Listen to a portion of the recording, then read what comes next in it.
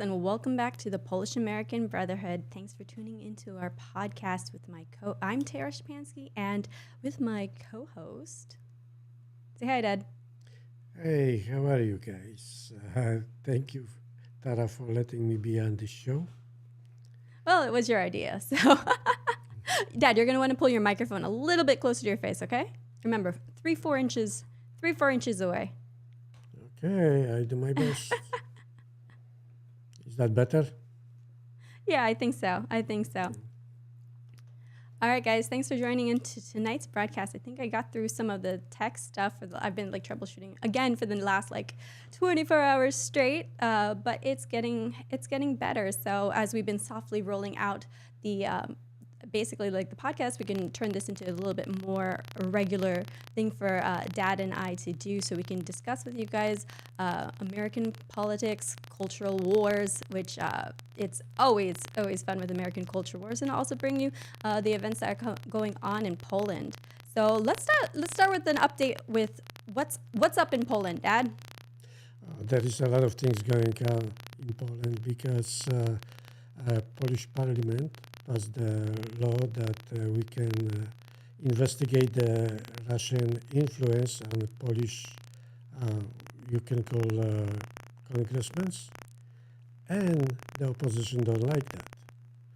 They scared that some money been flowing from Putin's to some of the Congress people in Poland, and that's why they are opposing the European Parliament.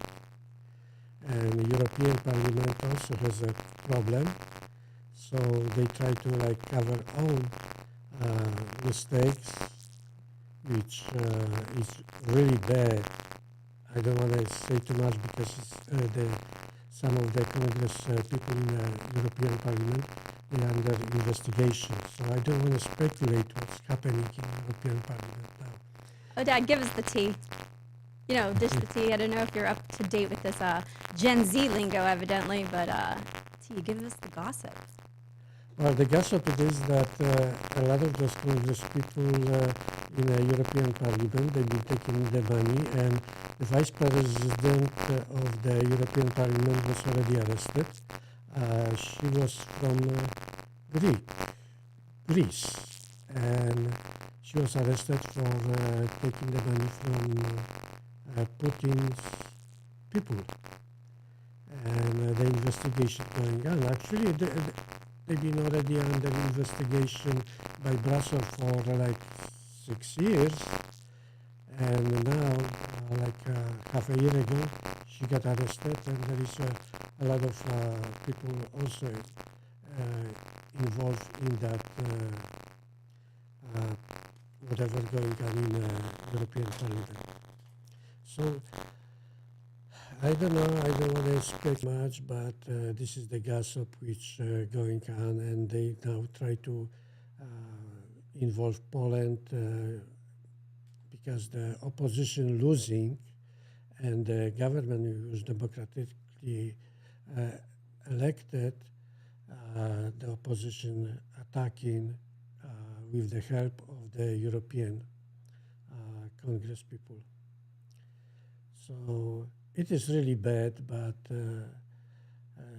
the Congress people in Poland, they are very scared now, and that's why there is a lot of things going on. But all what I want to say hi to Davon. It looks like Davon is all the time here with us.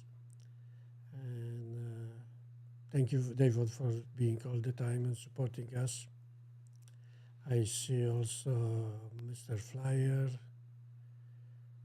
Yeah, Mr. Flyer, thanks for watching out for the stream. So I think I fixed the crackling issue. So thanks for letting me know that. So let me know, guys, whenever you see any kind of technical issues that I can't really monitor everything all at once. So that's also very helpful, so I can get that tech issue solved.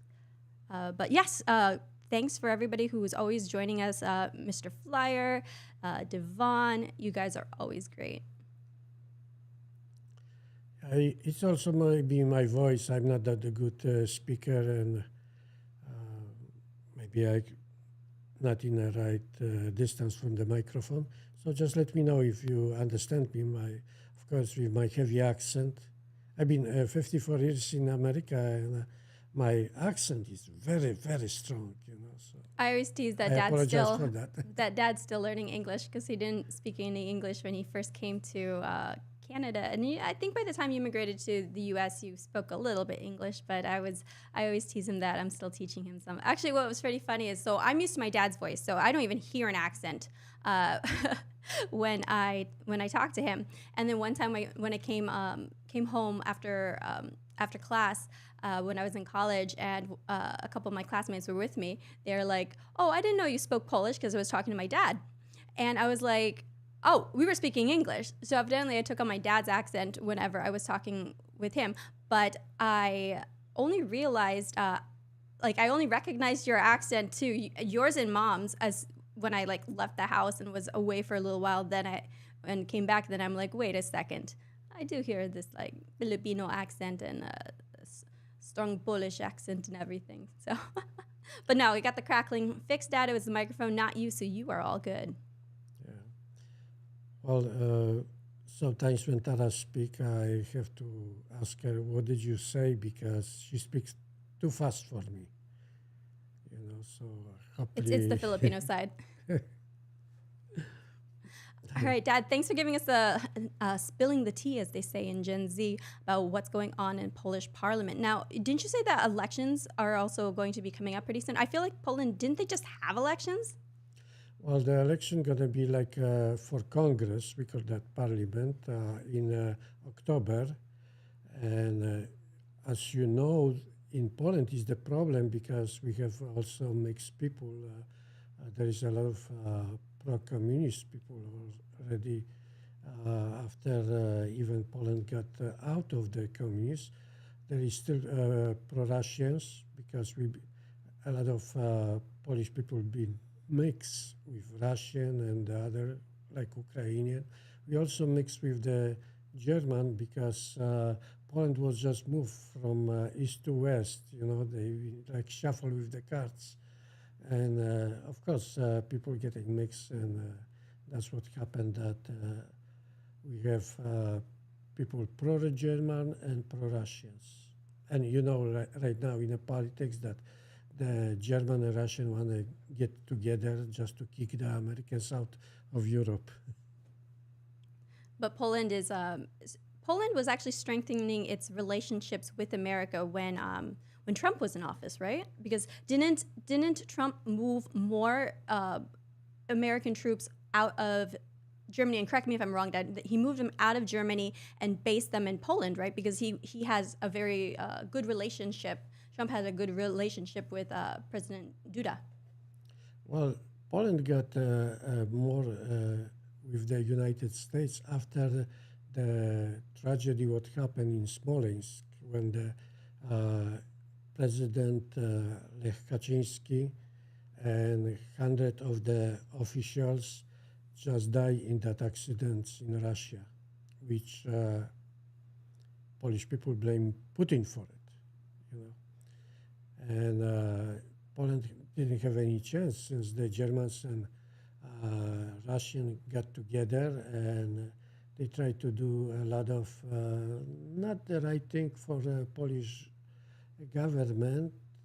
So when the Polish people choose now with the law and justice government, which and now got involved his brother of the president, Poland got together with United States and tried to mobilize against the pro-Russian and German politics. I mean, throughout history, though, Poland is one of the most resilient countries they're out there. I'm not just saying this because I'm Polish, but hear me out. Poland has been wiped off the map several times throughout history, but always has come back. So that speaks to the spirit of the people. And like we were talking about during our Memorial Day stream with Kazimierz Pulaski and Kosciuszko, they were there fighting for freedoms. So they were the embodiment of what the Polish people are also like that. They are freedom-loving people, and even though they've been occupied by other countries, had their borders literally lifted off the maps of histories, they've always come back. Yeah, there is that, you know, there's a lot of Polish people, and we have a very rich history about being a super country. If, you know, going back 1,000 years, we've been the biggest country in Europe and always strong till around 17th century when the constitution came, first constitution in Europe, and there came a veto. Is that what you pronounce, veto? Veto? Veto, yeah. Veto? Okay. When you veto something, Yeah. send it back? And of course, the German got very strong, and Russia got very strong, and of course, the Austria is a German-speaking, so those three countries just invade Poland and make the Poland disappear from the map. Who are Poland's like greatest allies throughout history? Who are the comrades of Poland? Who are the brothers? I would say in a history that would be United States always, because when the invaders came to Poland, a lot of Polish people just immigrate to America, and as you know, there is 12 million people Polish people living in the United States, and they always been supporting Poland if it comes to politics and economy. And I would say the United States is the strongest ally beside England, which only for political reason they had to support Poland. I don't know if they have much love for Poland. But, you know, Well, it's not the same love as Poland and America, true brothers. Right, because England to be stronger, they need ally like Poland who been against the German policy, not against the German people. Okay, people are all over the good in that, but the politicians always hungry for the power. You know, the power is the money, right? And right now, we know that Russia, since they've been selling a lot of energy to German, they got very strong financially, and they use the money to buy all the politicians in Europe. What's going on with the so Poland also its location is pretty strategic when it comes to Central Europe. What's going on with the Three Seas initiative, and if you can explain to everyone what exactly is that and how it's going to benefit Poland?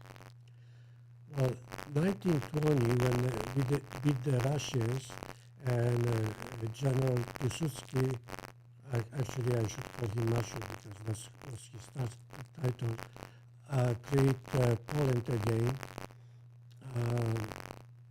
Then start be a problem mostly between the Russians, and you know, at the time the Stalin was in power, and kind of hate that Poland can exist, and from that time they tried to dissolve Poland, and in 1939 the German and Russian, you know, the pact of Molotov, they decided to... Molotov, like Molotov cocktail? Something like that. If I saw a lot of those friends.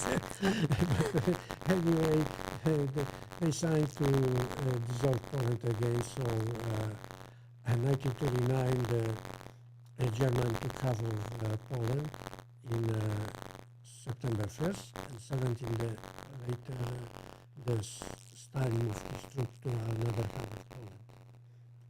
And the war began. Of course, the England and France, they couldn't do anything because they've been themselves in trouble. Well, actually, I remember a fun fact when I was in France. What I learned was when Germany had invaded Poland over in Danzig, Poland sounded alert to the French. The French are supposed to be their allies and friends. and said, help, Germany's attacking us, invading us. And the French their parliament was actually on holiday at the time. So the French were like, we are on holiday, come back when we are back in session. So I could just imagine kind of with the French culture being so laissez-faire a bit, and very strict about their weekends. You don't mess with their holidays, and they're gonna you saw the writing that was going on because of Macron's pension reforms with increasing the retirement age from 62 to 64. So the French were like, we are on a holiday right now, so we'll be back in session, and then we'll deal with the war. So it's pretty funny. Mr. Asking how is the Polish relation between Czech and Slovakia. We've always been good with the Czech and Slovakia. We don't have any actually problem.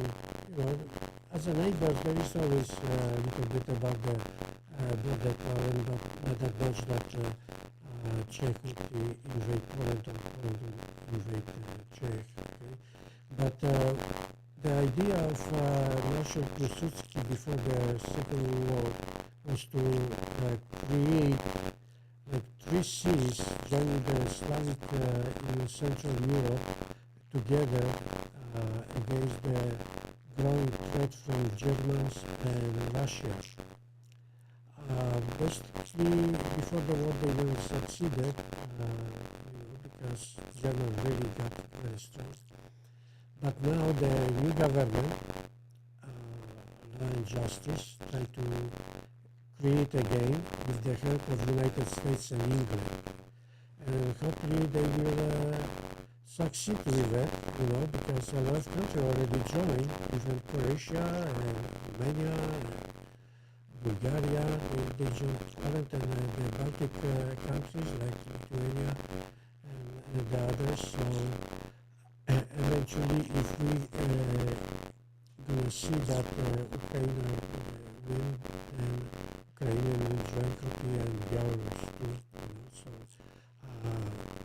the treaty is going to be very powerful country, and the United States are supporting that because it is to get another force against the growing threat from Russia. And you see the Russians got so strong that they invade Georgia, they took provinces from Georgia. Now, in 2015, they attacked the Crimea, and now they try to attack the whole Ukraine, but with the help of all the allies and NATO, the Ukraine is standing strong, and you see they fighting. So always my propaganda Russia is to save Slava Ukraine, which means glory to Ukraine. But a lot of women and children, they left Ukraine, and people estimate 3 million people living in Poland, and Polish government already helping them. They already feel like they are at home. They have no problem with Ukrainian people. They are very wonderful, and they're getting jobs.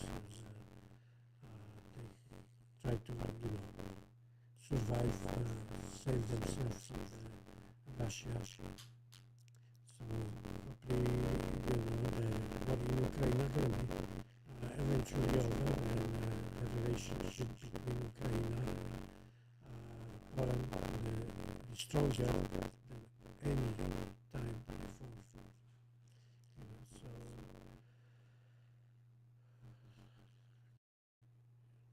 okay, the voice is cracking, and Tara doing everything the best to figure out what's wrong. So thanks, Mr. Flyer, for letting us know. But my voice also doesn't sound good because I just woke up, So I have like a frog in my throat. Let's see if I can a little bit maybe move the microphone. Let us know if everything is okay. So let's let's see questions. I don't know what is Tara doing. I don't know if you can hear me.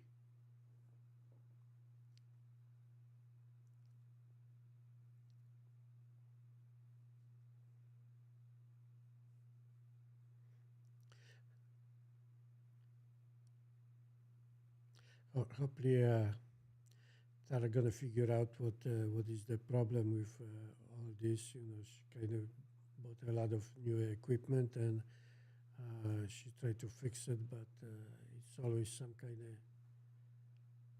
problem.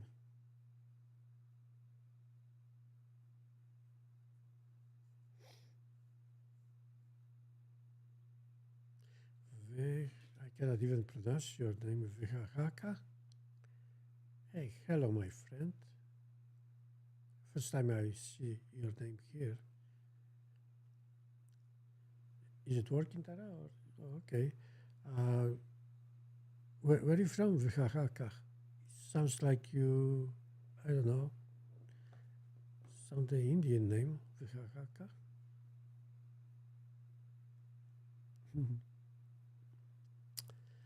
Okay, then we have Mr. Vihakaka. All right. So let us know how is the progress, because Tara working very hard. You know, sorry for the problems.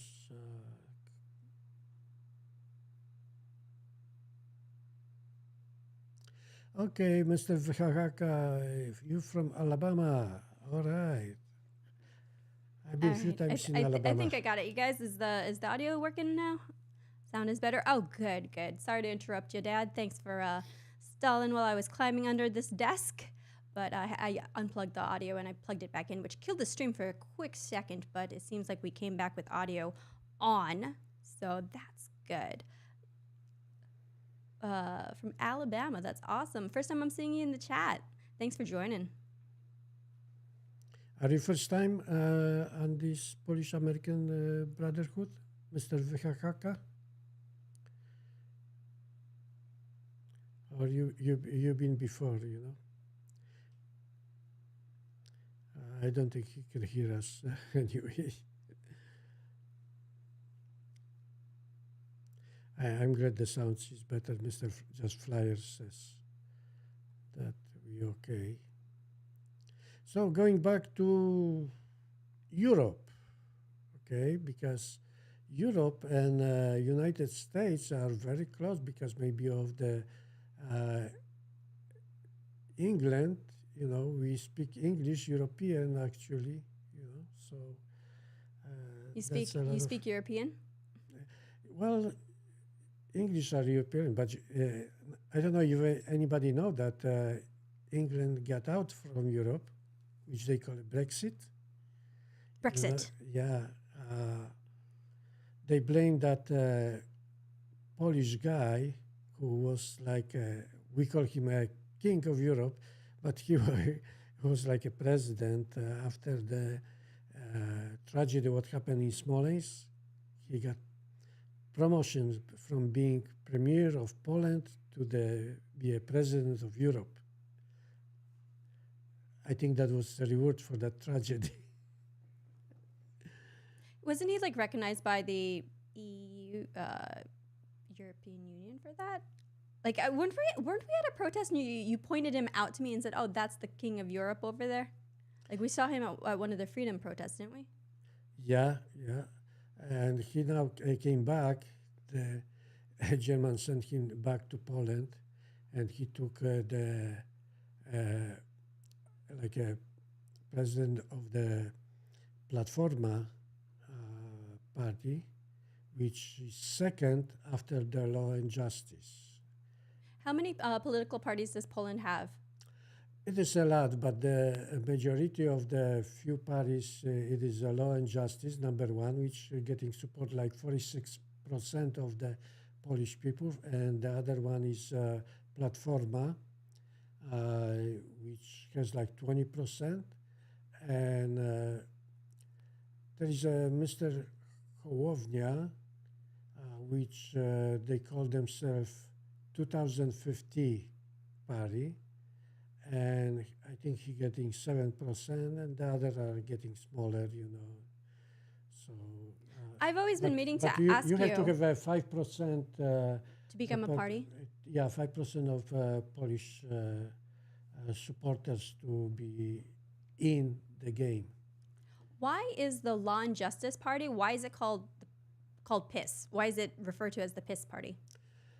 Well, PIS is a P stands for Prawo, which law, and I is and law is a law and justice. Justice is law. So that's why in Polish, PiS means prawo I sprawiedliwość, law and justice, translating to English. So the Party of Law and Justice, like, it's a very fitting name because Poland is pretty strict, I would say, like based. That's probably why I didn't have a lot of the problems that a lot of the other European countries were experiencing over the last while, because like Poland is very safe for women. It doesn't have the same crime rates that you'd experience in France and Germany and Belgium. It was less at risk for like terrorist attacks. Like, what do you attribute to that? And do you think the situation has now changed with Poland taking in so many refugees from the Ukrainian war? Well, Ukrainians, just like Polish people, are very nice, okay, and since they're coming to another country for like a refugee, they are very careful not to disturb anything, because the opposition just waiting for the disturbance, you know. So they in a way they saying, they actually, the opposition is a double face, because they saying, okay, we support the Ukrainian people, at the same time they try to make a trouble between Polish people and Ukrainian people. So the Ukrainian people are very careful. And don't forget that a lot of Ukrainians who coming to Poland, they speak good Polish with Ukrainian accent, because they are also, I would say, the parents or grandparents, they've been Polish, you know. Mostly from the eastern Ukraine, which before the war, that was part of Poland. And after the war, a lot of Polish people from Ukraine moved to Western Poland, and a lot of people, they still stay in Ukraine. So whenever I see Ukrainian people, they speak good Polish with Ukrainian accent. Like me, I speak English with the Polish accent. But I think that also highlights a really important concept, though, when it comes to immigration and how people integrate when they're going to be in a new place. And so Poland has a very similar culture and beliefs and values to the Ukrainian people, since they are brothers throughout history. They share a border. Usually, like, when I hear a Ukrainian person speak, I'm thinking, are they speaking Polish? Because you hear the similarities that's there. And so I was listening to Vivek, who's running for Vivek Ramaswamy. Oh gosh, I totally am butchering his last name. But he's running also in the GOP party for president as well. And so he had interesting views when it came to also immigration and merit-based immigration policies for what he would bring to the table with the U.S. So that's with having merit-based, but also people who want to become, like, people are already ready to be American at the point that they are they get their citizenship. So the thing is, like, when you're becoming American, like, yes, you have, you're holding on to your cultures of your past and everything. Like, my dad is very much still Polish. I was born here, but I still have cultures that are also Polish and Filipino, but my values are very American. And so when people are coming into an area to another country, you want them to have the values of that country. And so when their value system is very different, this can cause issues and problems. And so that's why we have to keep an eye on our immigration crisis. We really have a humanitarian crisis that's happening at our southern border. But as we are having people become citizens or being here in the U.S., if they have to want to be American, they have to adopt our values and not really the other way around, because this will, in essence, like the things that have separated America from the rest of the world is unique values that we have that are enshrined in the Constitution. But we believe that versus the rest of the world, like our rights are God-given, not government-given. So that's something that sets us apart from the rest of the world. Also, our Second Amendment, that sets us apart from the rest of the world as well. And so these are traditionally American values.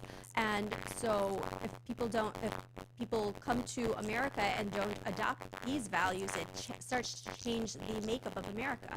And so that got me wondering about like our national identity. Like, Dad, what does it mean to be an American? What is an American identity? Well, when I came to this country, first thing I tried to learn English, which I can say it was very hard because when I was 20 years old when I came, I didn't speak even one word of English.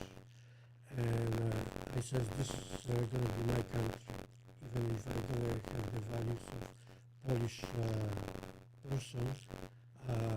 I love this country. Okay, it's a great country, and I try to dedicate my life to be a good person and hard worker, whichever the company I was working for. So that's why, I had always good job because I try to perform my best.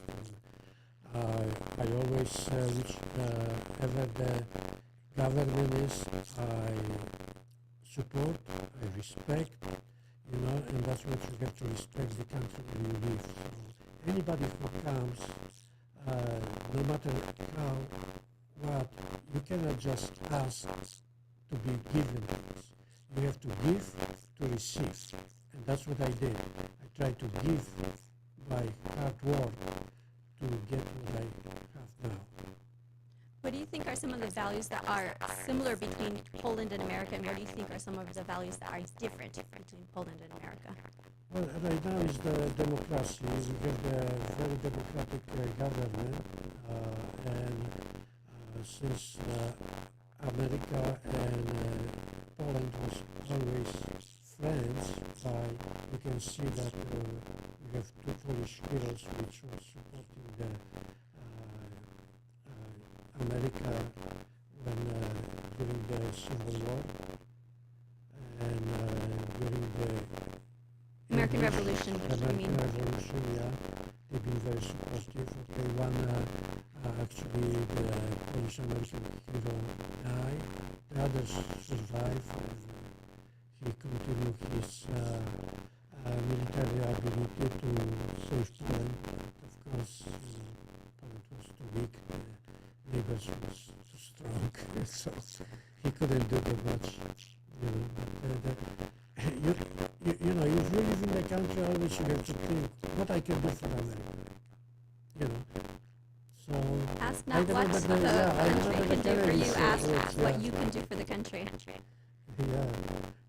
So the Kennedys were Old school Democrats. They still in my head, and can think what I can do. I'm 74 years old and still thinking what I can do for America that would benefit all people in America. I remember being 5 years old and you rehearsing with me for speaking, and you would have me recite that line over and over and say it with more power. Ask not what the country can do for you, ask what you can do for the country. Yeah.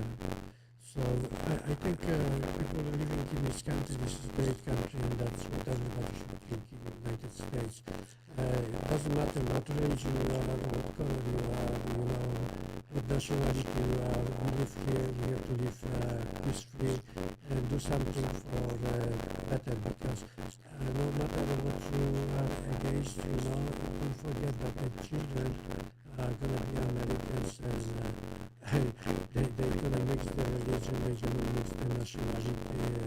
Like for me, I I'm the first generation of Swedish coming to America and marry a different culture, and I had no problem, with my wife, which came from the Philippines, both work hard. Still a bit struggle together because, for us was living in Los Angeles, then we moved to Colorado, then we moved to Florida, it's struggling. It's not like you're born in one place and you already know everything in that place and happy. You have to adopt that. To be happy, you have to adopt a place new place where you feel, safe and comfortable. So that's my opinion. But anyway,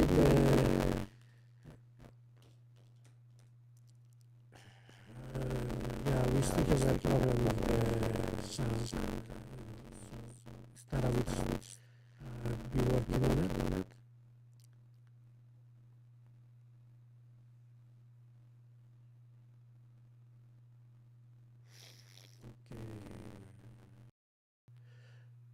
Okay, Mr. Vihahaka, I would like to know why you get that name. No, you are from Alabama. Okay, so you're not an Indian, isn't it? It's from the friend. You don't have what is my name?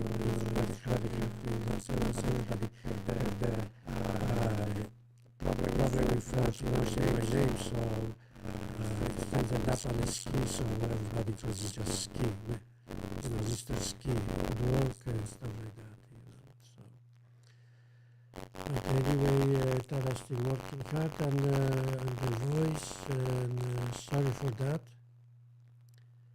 Hopefully gonna be better, But if you have something that I can talk about it, let me know. Because you basically Americans, you probably like to talk about what you know about America. I know more about probably still about Europe since I'm more involved now in Polish politics, try to help the government, to win the election in October.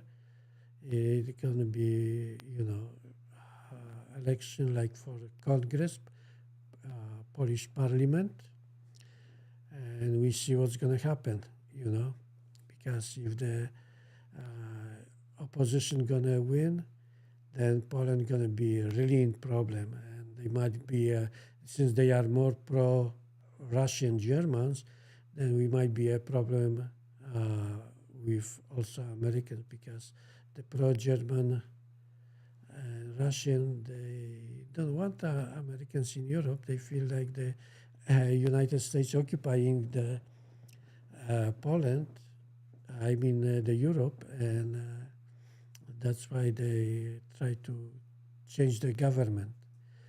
And I don't know if they're going to succeed or not. So it looks like the sound's coming bad and good. So I don't know what Tara is doing about it.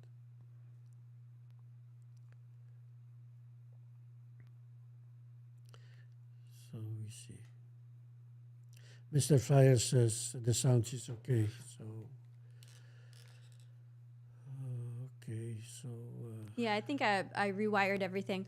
So I think I probably put the wire a bit too tight underneath the desk as I let it go and all messy now. And I think that might have fixed the issue. So I'll have to separate the wires a little bit more. I might be getting some interference from that. So that might be the tech issue.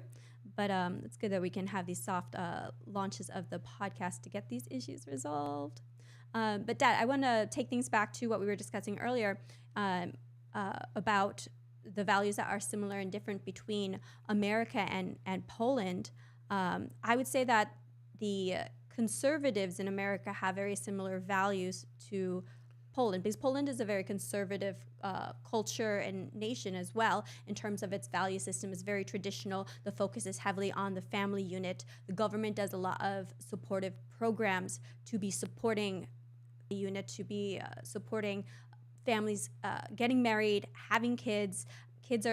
Families and kids are good for the community. Men who are married stay out of trouble more because they're focused on their families and providing for their families. So you have less crime rates in areas where you have more families that are together. And I think that is a key value that in Poland that they had. And then this probably also stems from its religious nature. Poland is a very Catholic country, and the Philippines is also a very Catholic country. So a couple like religious podcasts I was listening to, the priest was saying how Poland and the Philippines are actually like the future chosen people for Catholicism, because slowly all the little Filipino women are converting people from throughout the world. I know that several guys I'm married, cousins, everybody's gotten baptized. They wanted to marry my cousins. So the joke is like, okay, if you have a Filipino girl, like you're gonna Catholic. So I think because Philippines is also very traditional also and people are focused on the family unit. They have very big families there as well. And my mom was like one of 8 from the Philippines, so they really value the families being together. And that conservative nature in Poland, I think that that's something that's similar to the conservative side here in America. Now, with the liberal attitudes and leftist attitudes I hear, like when I was in Poland, I don't know if I saw really that many with leftists or liberal attitudes. Can you like speak to the nature of it? I know that when we were there in 2021, and we had missed the huge pro-abortion protest because they had reforms going on for their abortion laws. Poland has among the strictest abortion laws now in the world. No sound. Is it happening on the sound now? How is reverb? Okay. I'm gonna kick it back to Dad, and then I'll mention my point. Okay,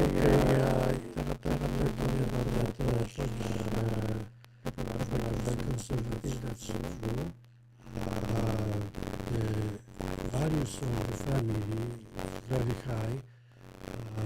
Try to help as much they can to the Polish families because the population going down in Poland, and they are scared being in Europe now that since like the Germans, 80 million people, and Poland has 40 million people in Germany, are become very strong financially. They eventually treat Polish as second class. That's what Poland is worry.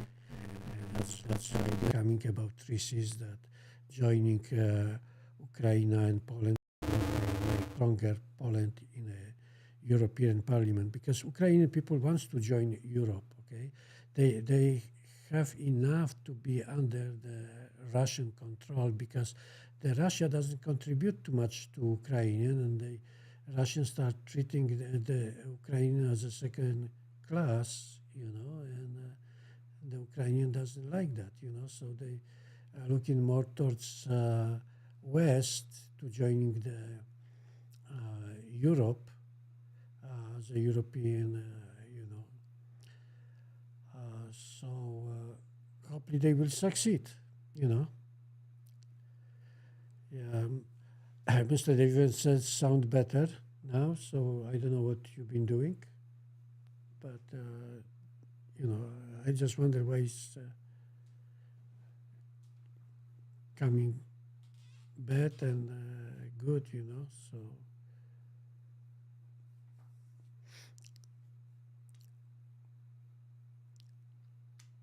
So hopefully gonna be okay now. Yeah, not totally sure.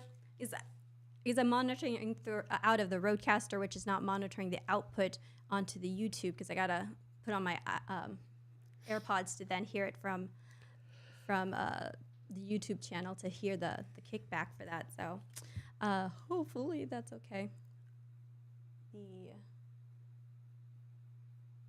What am I looking at?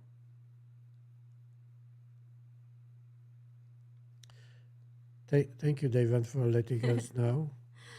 Hopefully that will hopefully it'll get better. If not, thanks for bearing with us to get through today's podcast. I have no idea what's going on.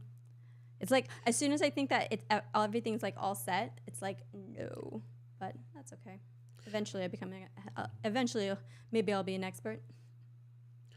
I have a friend which is Ukrainian.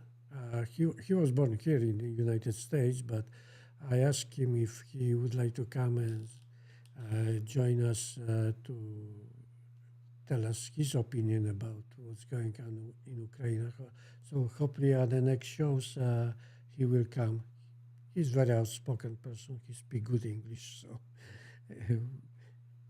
he's probably going to be better outspoken person than me.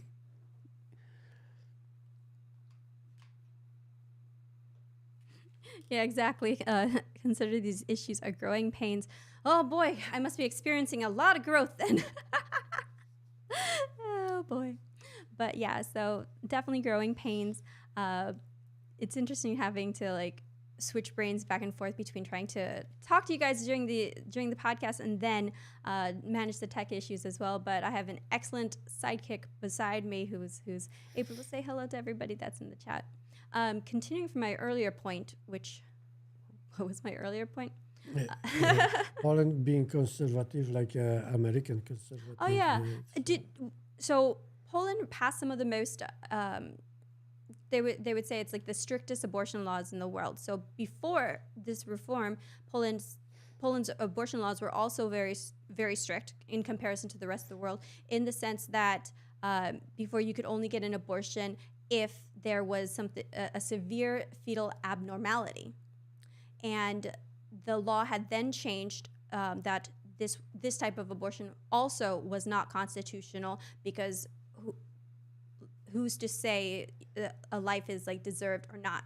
So there were less than 1,000 abortions that were performed in legal abortions that were performed in Poland the year before, like in 2019. I think that was the data that they were citing at the time of these reforms that were going through in 2021. And so of that 1,000 legal abortions, like 99% of them were because of severe fetal abnormality. And so with this reform, basically that those 99% of abortions that were legal would then not be allowed anymore in the country. So we saw like huge protests that were going on there, and I was asking my dad, like, are people for, against the reforms, or because I thought it was a very pro-life country and everything. So what was your thoughts to that, like the people who were protesting against the reforms, against this abortion reform? One thing, the government tried to help those women who they don't want a children, but they already delivered the baby, that you can drop the child without question asked, okay? And there are many of the places where you can just leave the child and they will take care of the child, mostly through the Catholics or organization, and you're not going to be punished, so there is really helping those women who kind of accidentally, without thinking, they want to get abortion. So the government saying, no, don't worry about it, we will take care of the children which are born and the mother don't want them. So that's plus for the women, because like I heard in America sometimes the babies getting dropped in the garbage cans or something like that, So the Polish government giving them a chance, okay, you will get punished being as a child, and take care of it. Yeah, that's the thing that they, depending on where, for instance, with the overturn of Roe versus Wade, which kicks the abortion decisions back to the state. If I do think that if the government's going to be making certain boundaries, whether it's 6 weeks or first trimester, et cetera, or restricting abortion for like those for instance, like rape or incest, the government probably should be also providing the resources or programs necessary to then support those type of initiatives, especially like there's like a shift or a change. So like with Roe versus Wade and now abortion laws changing throughout the country. I do think that the government, if they're making these kind of, if it's even a very swift change or a drastic change, that the government should be providing support. Though usually I'm not for so much in government programs because the more we rely on the government, the chances are you're not going to get off that. Polish government really helped the families, especially the women who have more children. They insist for Polish women to have more babies. And example, I don't want to make example in dollars, but right now they're going to be in Polish money. It's 800 Polish money zloty, and if you have 4 children, you're getting more money than the woman would work. So the woman can just live taking care of the children. Don't forget that having the children, especially now, it is very problematic because taking care of the child 24 hours, work 7 days a week, So that's what the Polish government considered, that they have to help the children. Polish people like it, and that's why the law and justice in Poland, the government, has very support from Polish families. So the voice is okay. I don't know what's going on. I tried unplugging the wire again. Yeah.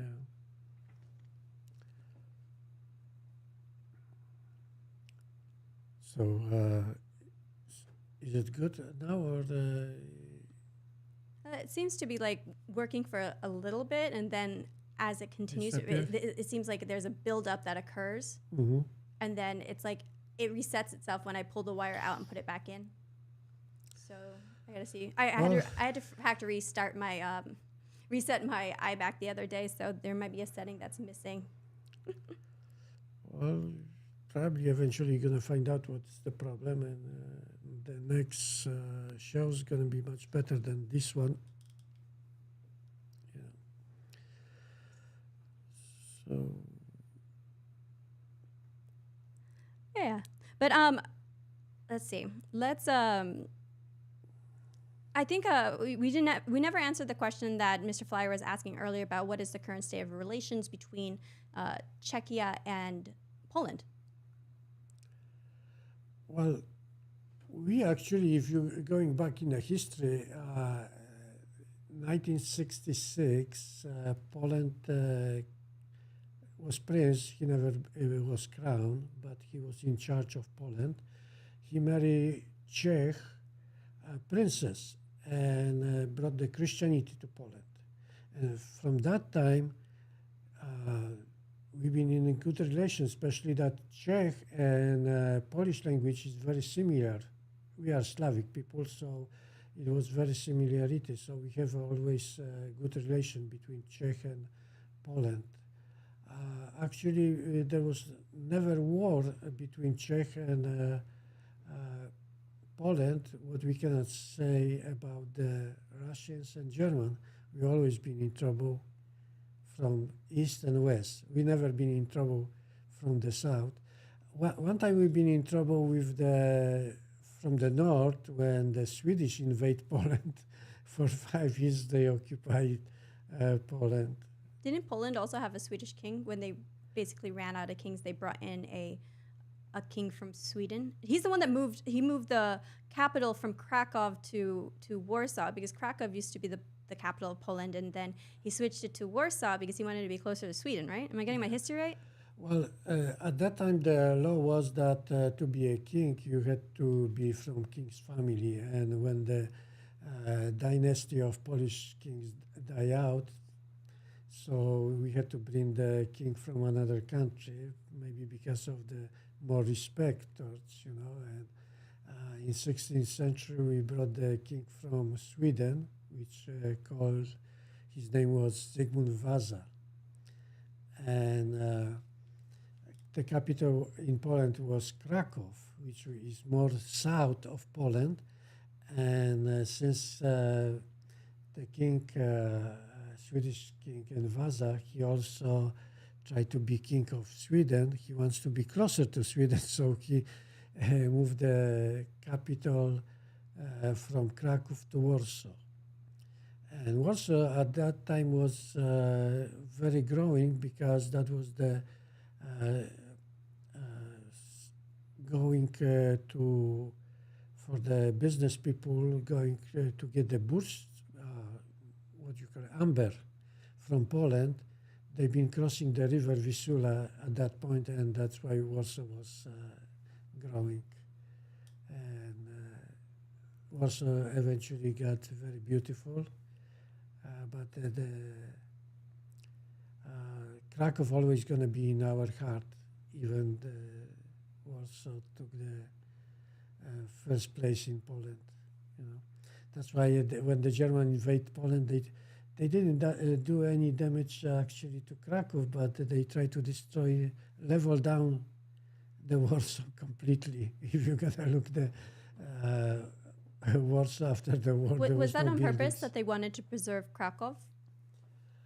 Well, the actually the Warsaw was like the now in every Polish people heart, okay, and somehow the German didn't touch that much Krakow, I don't know what exactly was in their mind, but Hitler hate Warsaw.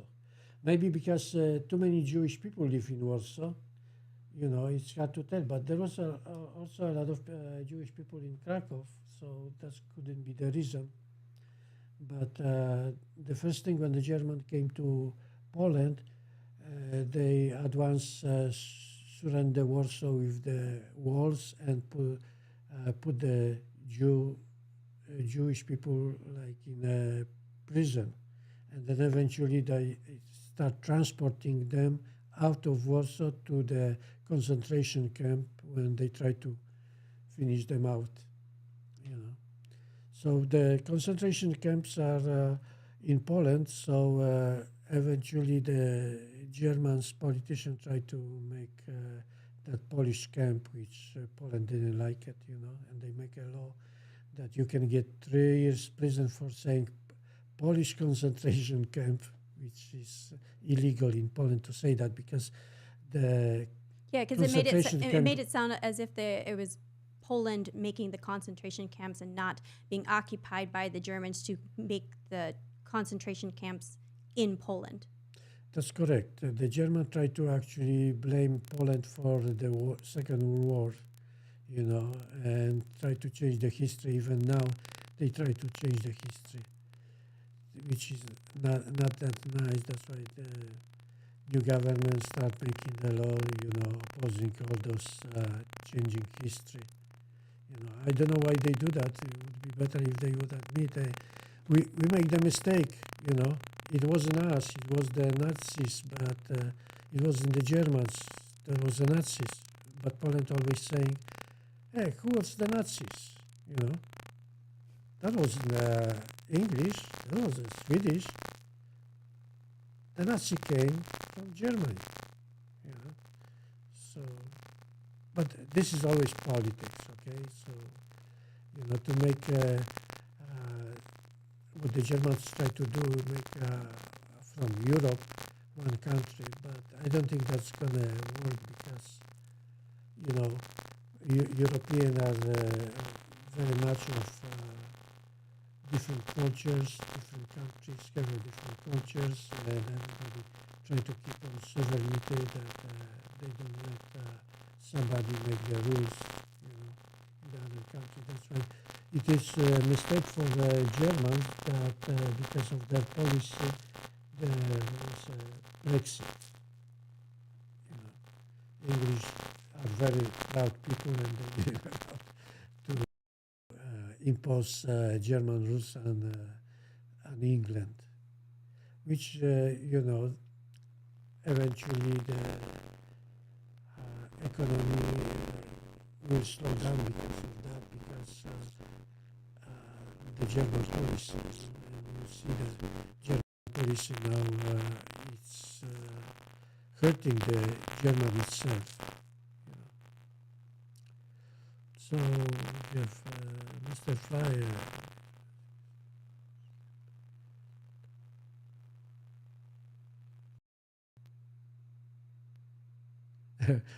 Okay, Mr. Flyer, your father was Norwegian, and yeah, I met before the people from Norway, and they not really like the Swedish, but this is normal when your brother with somebody with different culture. That's what happened. You know, I can get experience too that the biggest enemy was always our neighbors. You know, and even in America, you try to be careful, you know, with your neighbors, right? Always a problem between the neighbors. In Poland, you making the fences, you see the fences all over. But in America, here's the problem, especially in subdivision, that they don't like, the association don't like fences, so kind of it's a little bit problem. But always the neighbors are the problems, right? So either the countries or, you know, there's always dispute about the borders and stuff like that. You see the latest, the most problem was in border of Poland and Belarus, when the Belarus was inviting people from most of the Middle East to their country, and they be shipping to the Polish border. That's why the couple years ago Poland built the wall, and Trump contributed to the border in Mexico.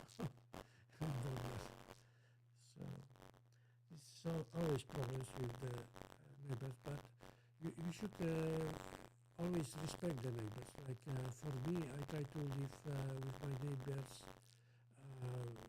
you know, the best I can. You know, I try to even help them when I see something they doing. I go ask them if they need help. You know, and mostly like in our subdivision, we try to keep the area clean. So when the garbage morning is moved and my neighbors going to work, I take the trash cans back, you know, from the streets to their houses. They really appreciate what I'm doing for them, you know, because otherwise the trash can is going on the streets till they don't pick up, which is easy. So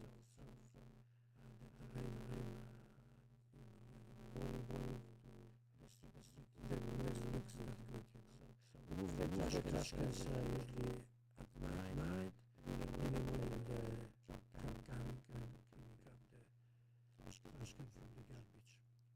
So always if you have a neighbor, treat them respectfully, even if you don't have a good neighbors, always treat them with respect, you know, so that will return to good to you.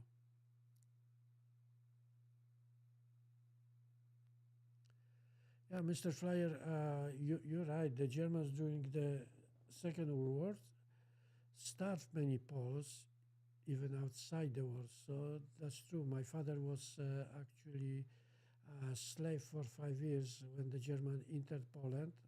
You know, I was born in the center of Poland, and my father at that time was 17 years old when the German came. They took him to Germany and make him work without feeding him well. So when he came back after 5 years, he was like 20 years older.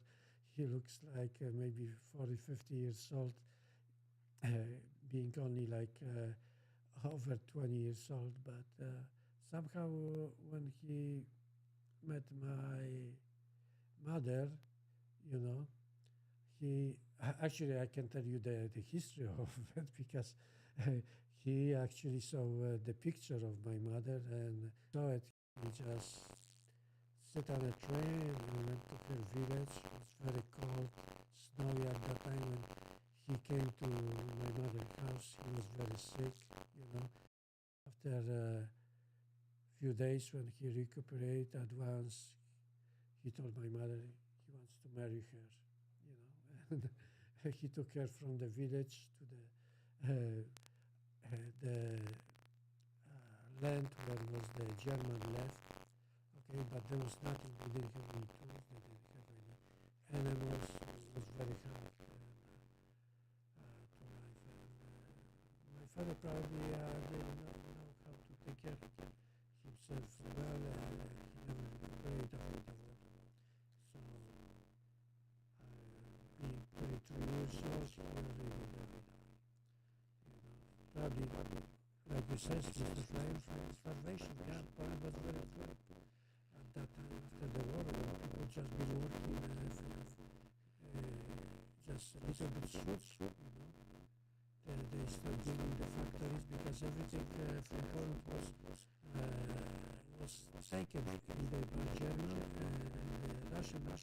They completely took everything. So there was no machines. The Poland starts basically from zero, from nothing to build. You know, and unfortunately at that time I born after 4 years after the war. You know, and I don't remember many things, but I remember only my father was always keeping his hands on the stomach, you know, and he never actually got better, you know, and eventually, you know, I've been, you know, fatherless, you know. So when I was only 20 years old, I was thinking America is a great country because people who went over there, they've been writing letters how good the America is.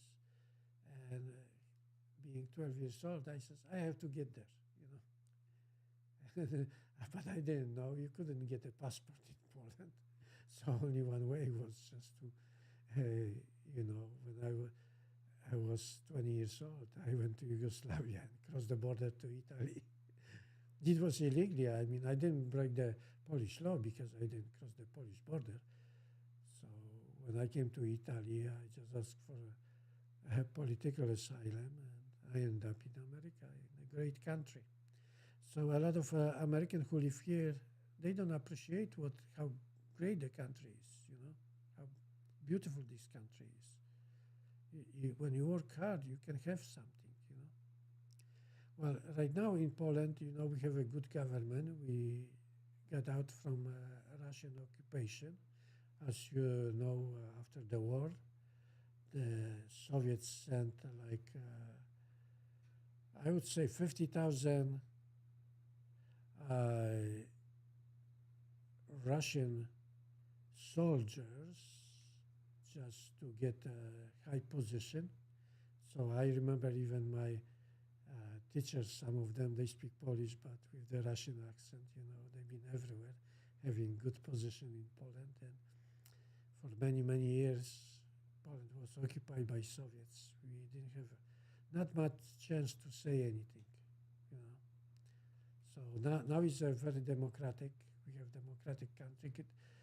The new government is democratically elected, and they try to do something good. So especially that the American getting involved, and they try to make Poland very strong. So the prediction is that in 20 years, I would say in 10 years, Poland will be superpower. The economy is going to be even better than Germany. England just says in Poland going to be better in 5 years than England economy. But we see.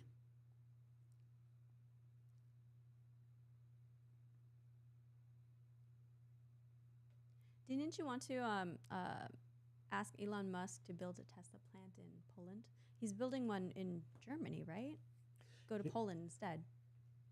Yeah, I didn't like it that Elon Musk, I think that was a mistake to building the Tesla plant in Berlin.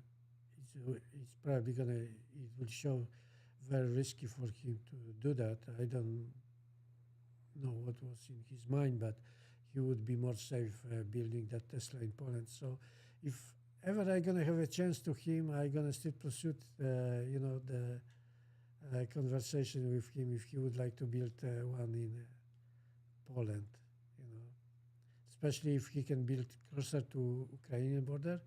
This way he can help Ukrainian and Poland, so.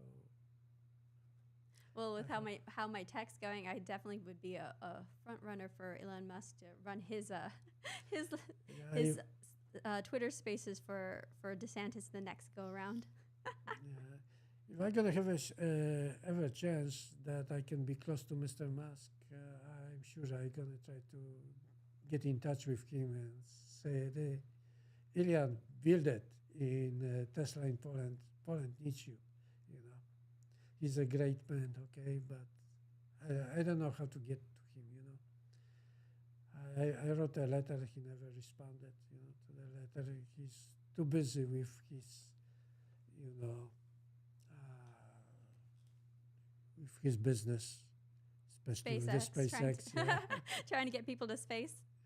Sending people to space. I mean, I don't know. In my advice, if I could give it to him, don't go to Mars, Just go to the space and grab all those asteroids because they're valuable, bring them to Earth. This way we can make some money on it, But building a colony in artificial on Mars or on the moon, it will be expensive, I mean, I understand that, okay, if you go to the moon and bring all those, let's say, helium-3, or titanium, that would be worth it. But I'm sure it would be very easier to just grab the asteroids and bring them to America. They saying, big chunk of asteroid is big billions dollars of money, But we see, the thing it is, somehow I have to get to him, and like I says, I'm not that much smart, I'm not that educated person, but you don't have to be smart or educated person to have some born ideas in your head, And like in my head, the ideas was born to improve the retirees' life and homeless life, So I hope with those things I might succeed if I get a little bit to American politics, Especially I want Tara to run for the Congress. That would be easier for me, But at least this time she's more involved in traveling than in my ideas. That's okay. If God gives me if it opens up that there's a space on one of those spaceships to go to Mars and be one of the first colonies, I'd volunteer for it. How about you? Well, the colonies on Mars maybe would be a good idea, but don't forget, you have to live very artificially over there. There is no oxygen to breathe, It will be very uncomfortable, not like here you go to the nature and you feel like in heaven, especially when you go to forest, breathing all that fresh air or going to the beach. Everything is artificial over there on Mars, and it's going to be very expensive, especially that still even Elon Musk have a good idea about building those rockets very efficient. It would be very hard, I mean, for the countries like fighting for the superiority, like China, United States, or Russia, there will be running for the power because whoever goes first to the space going to be more powerful, It's just like you remember the English went to open the colonies. That's how they became very powerful, because England is a very small country, right? And look at how powerful they got, you know. So that's only because of the colonies. Take a Belgium, Netherlands, you know, very small countries, but very powerful, you know. I think Spain did a good job with colonizing. I mean, they colonized the Philippines, though that mom always complains they didn't build any roads or even. I mean, there are a lot of nice churches. Actually, the island of Cebu has a lot of nice churches, but she said that compared to the other countries that were colonized by Spain, they didn't do as much with leaving infrastructure and building the churches. But I guess like since English is our international business language, I would say that they were the victors. Well, one thing the Spanish people, when they get overpopulated and didn't have that much fertile land, they start looking overseas for the, you know, for the places. God, And glory, and war. yeah, Oh, God, glory, and gold, which leads to war. and of course they didn't go too much north. They start going to the places where it was similar to Spanish climate, and that was the mostly Caribbean and you know, the South America and stuff like that. They've been actually running after the gold, you know, and when they came to America, they've been after the Aztecs, which they have quite a bit of gold. Okay, now compared to English, when they went a little bit north, where is New York or Massachusetts, all these states, you know, they found more fertile land, you know, and that's what they had to, since even the climate makes them that they have to survive through winter time, they accumulate more and, you know, in a hard life, your brain start working better a little bit to figure out how you can survive. And that's what happened to England. That was the way to come to the northern part of America, where they found a lot of, you know, open spaces. And they had to develop technology how to live in those part of the land. And Well, Poland wasn't much into the colonization game, were they? They didn't. Poland didn't have colonies the way that other European countries did, right? yeah, we never Pull your mic up, Dad. we never had a colony in Poland because Poland was always when the other country like France or England, Spain, there was not that much with the war with the neighbors. They've been fighting for the colonies, but not that much like Poland was fighting against the two superpowers, which was Russia and Germany. So they've been occupied at that time with them, and since we didn't have a chance, because actually Polish people was not that much, you know. We've been a very strong country during 16th century and before, but the technology brought the German to, you know, to be more powerful, and because the Russian had so much land, okay, and all what was in their mind to occupy more and more, because before the people been fighting for was over the land. Now people fighting what is under the land, under the ground, you know.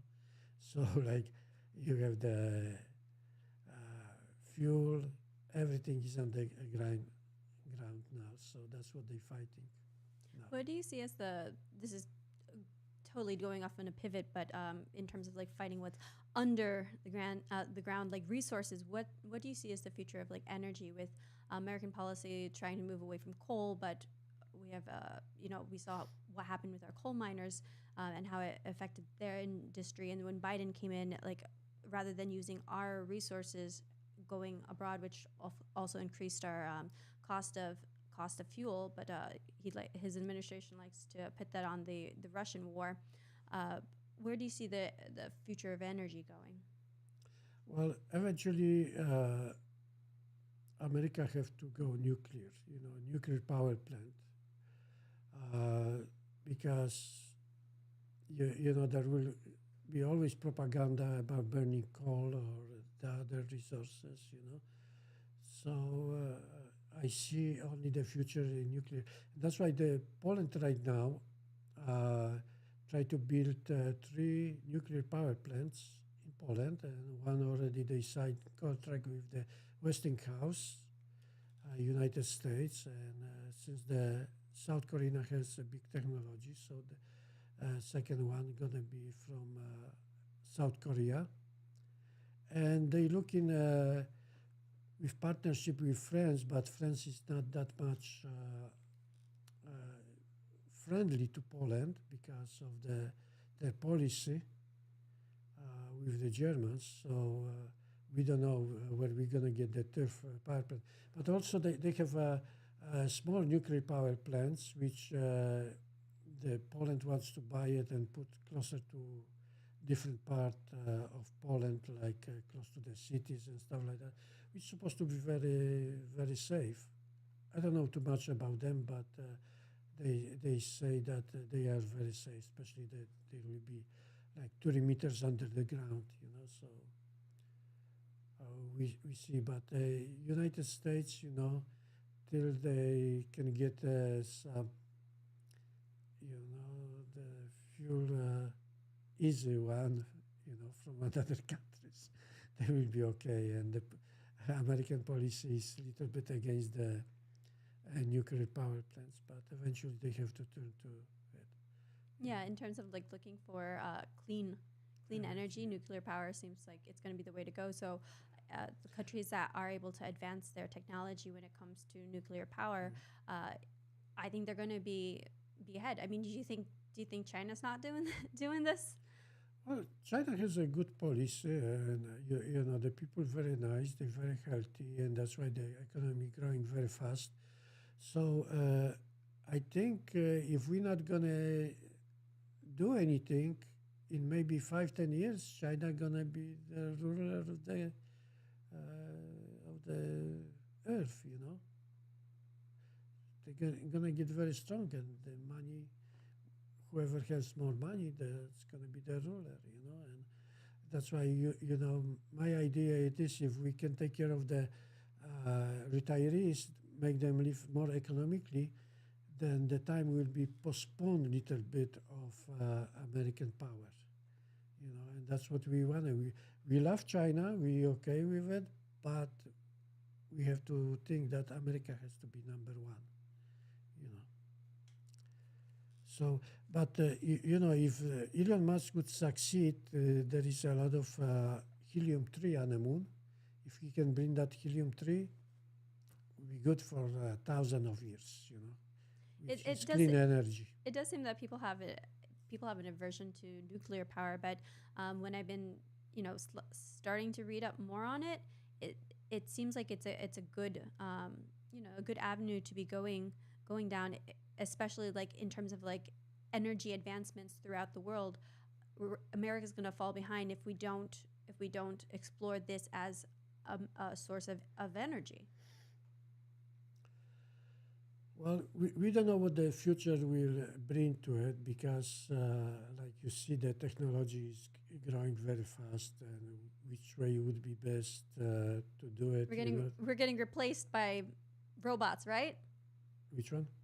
Dad used to say we're getting replaced by robots, as in the automation of a lot of businesses, or down for people's jobs becoming obsolete because it's being automated. Yeah, Tara is right that I mentioned before that with that technology, the robots will take over, and if we don't know how to take care of people, we're going to be in trouble. So that's why we have to make the system. For people who are going to be losing jobs because of the technology, that we have to create to make sure that they still will be safe and have a decent living. And my project it is that if we build cities without cars, make the retirees live more economically, we will be ahead of China for many years. Otherwise might be a problem. And another thing with the homeless problem, I'm really in touch because they, even the homeless, they human being, they have a feelings, and we have to do something to solve that problem. That we're not gonna see people living on the street and living in this condition. Mm-hmm. That's the thing because of course with technological advances, this is going to be displacing people from a lot of different work, and so it's like doing a systems implementation at any business. When you implement one system, you have to have it like parallel to phase out the other system, as opposed to something like a drastic switch. That's how cities like Detroit went from booming American towns to deserts, basically like a desolate crumbling buildings and everything. But Detroit was like truly like an American city when it came to like manufacturing and cars. But once we shipped our car manufacturing overseas, it just became this ghost town with crumbling buildings and everything. I haven't gone yet, but I totally want to go. But that's what's going to happen to a lot of these industries if they don't plan for some sort of parallel implementation and an exit plan. Because what are you going to do with these people? People have to have productive roles in society. Otherwise, it's going to exacerbate our homeless problems. It's going to exacerbate like a lot of our economical issues, thinking like, oh, we're going to cut costs by automating this position. For instance, I went this weekend to go see The Little Mermaid, and it was my first time in the Oviedo Marketplace movie theater, which I hadn't been since, I don't know, years and years and years. But they don't use the ticket kiosk anymore because before you'd go and buy a ticket at the ticket kiosk. Instead, they have ticket machines, and then also you can buy it at concessions. And of course, like, oh, smart, they need less people to be selling tickets or employees. But that's another example of how things would be automated. I was just like, oh, the ticket kiosk is closed. So I was like, this was like a place I used to go for like my childhood and everything. So I was taken slightly aback by that small, like minute change. But that's an example of how things are going to be changing, because I remember the ticket kiosk, a lot of my friends used to like work at it. So that's why it kind of like struck me. Yeah, one thing about you mentioned about Detroit, that's true. When I came to work for Chrysler, there was the city Detroit was booming. There was a lot of work, but you have to know that the technology makes the cars much better, and if you don't speed up with the innovation, the other country might take over. Because before, who hear about the big economy in Japan or Korea? Now you see every car coming from Korea or Japanese. I'm not against it. I myself have 2 cars which are Japanese, okay? But I had before better experience with the American cars. That's why I bought a Japanese car. I cannot afford anymore to buy the American cars. So we have to do much planning. Otherwise, you're gonna go to the cities like Detroit, and you're gonna see the ghost towns. Nobody wants to live in that place because they're looking for some better place where they can find the jobs. So that's sad, because you're putting a lot of work to build a city, then the city getting destroyed. So we see what gonna happen. I just still think that we're gonna have more genius people like Elon Musk, and they will solve the Americans' problems. Well, it seems like one fix in one area causes a problem in the other.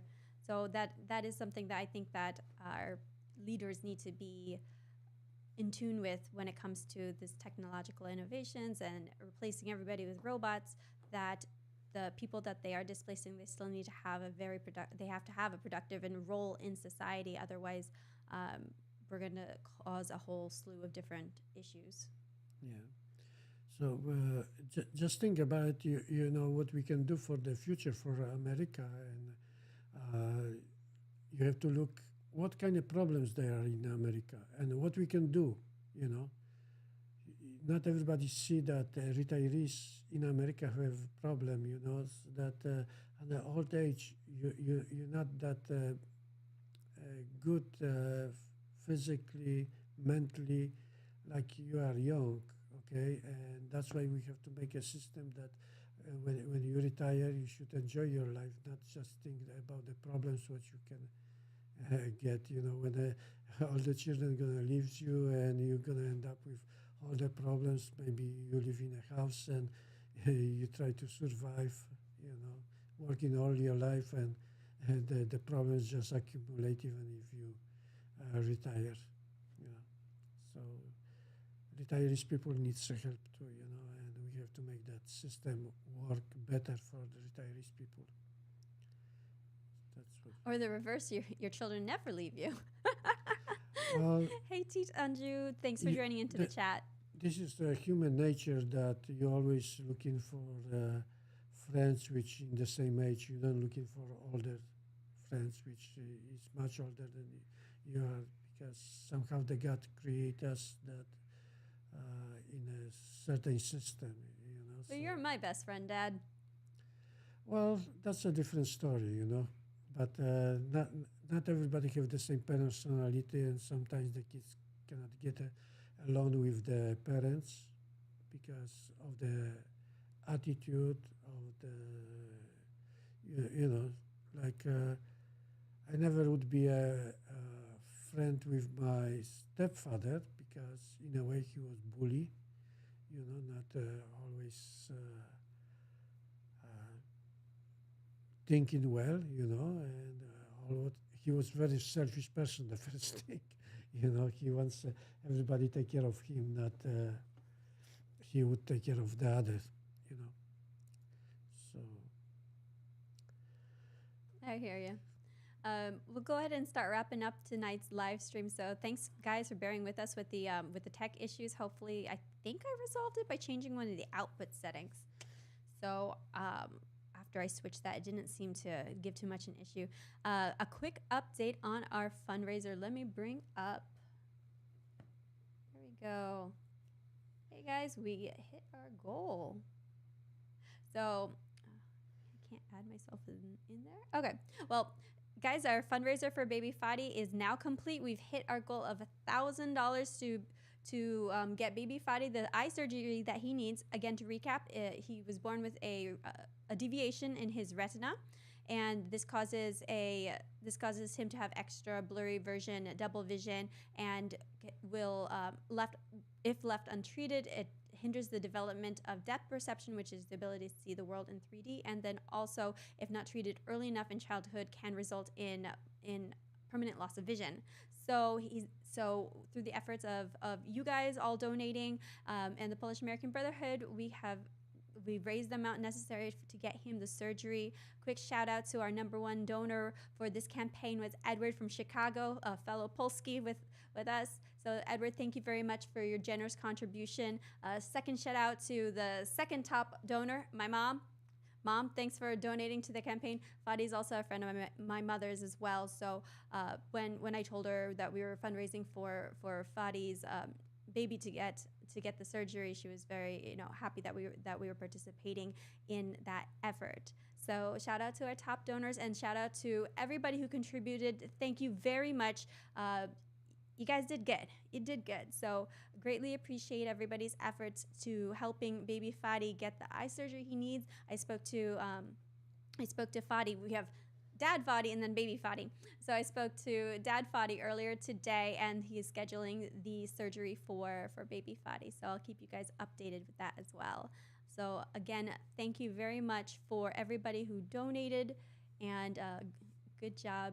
I really, really appreciate it. I was so I haven't done a fundraiser yet on the Polish American Brotherhood, and I figured this was going to be a good way to kind of kick back the podcasting and live streams with the with the new direction of the show. I'll still be doing on the ground reporting and everything. So as that goes on, and then when I'm at home here in the great state of Florida, make America Florida, basically. Doing the podcast with my dad, so it was a great way to get back into the studio with pairing up with a good effort to be helping this baby get the vision that to see the world as beautiful as it is. I really can't express enough gratitude from myself, from Dad Fadi as well. He couldn't believe that we were able to raise the money in less than 2 weeks of launching the campaign, and he expresses so much gratitude for what you guys have done for his son. Dad, any final thoughts for tonight's podcast? Yeah, I just want to say thank you to our friends, and hopefully we will be coming better with all our equipment. Tara, I'm sure, gonna fix. She was working very hard on this, and we hope you're gonna see you and bring some more subject that we appreciate from our program. Yeah, I'm looking forward to that. Once I can stop fiddling with the tech issues and everything, I can focus more on the content, because we're going to be filming skits, little parody videos, because we're not too serious about things on here. And, what best way to enjoy like political comedy than some original sketches that my brother and I are going to be working on. So that, and also more on the ground reporting, and Dad with bringing you PoAm World News, so that way we can be covering more Polish topics on the channel to stay true to our roots of being the Polish American Brotherhood, and again fostering relations between Poland and America with promoting some of the history of how our two nations are truly brothers. All right. Thank you and good night. We'll probably be broadcasting again on, I'm thinking Sundays the next time we're going to be doing podcast. Mark's back here on Friday, so we possibly will launch a podcast on Friday, but if not, Sunday. And we'll be testing out the dial-in. So on Sunday, we're going to do a dial-in show. So hopefully that will run smoothly, but given my track history, probably not. So you guys will bear with us, and let's test out how to do a dial-in show. So that way we can talk to you guys directly, and not just in the chats, but also like right on the program. So Sunday, we're going to be rolling out doing a dial-in show. So when I when I schedule the stream, I'll post the number for that. So Sunday, probably at 4:00 is probably around the time I've been going for.